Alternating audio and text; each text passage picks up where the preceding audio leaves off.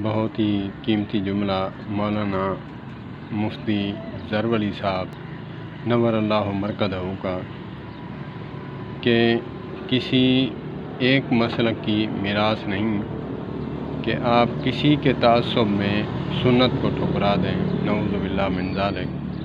فرماتے ہیں کہ دہنے ہاتھ پر تسبیح فاطمہ نماز کے بعد جو پڑھی جاتی ہے وہ دہنے ہاتھ پر ثابت ہے نبی مکرم صلی اللہ تبارک و تعالیٰ علیہ وآلہ وسلم سے۔ اور اسی طرح میں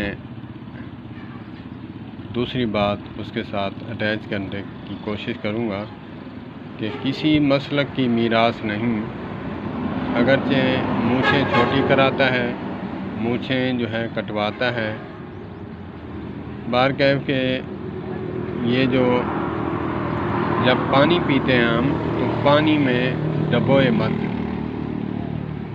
اگرچہ صاف کرتا ہے تو بھی ٹھیک ہے۔ یہ کوئی دیوبندیوں کی میراث نہیں کہ وہی صاف کرتے ہیں، امام ابو حنیفہ رحمۃ اللہ علیہ تعالیٰ کی سنت پر عمل کرتے ہیں، نعوذ باللہ، ایسا ہرگز نہیں ہے۔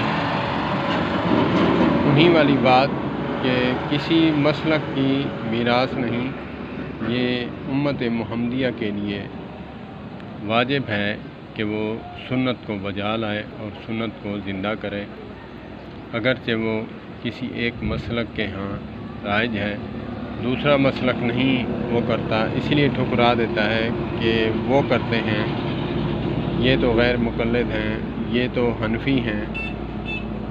ایسا ہرگز نہیں کرنا چاہیے۔ اللہ پاک عمل کی توفیق عطا فرمائے۔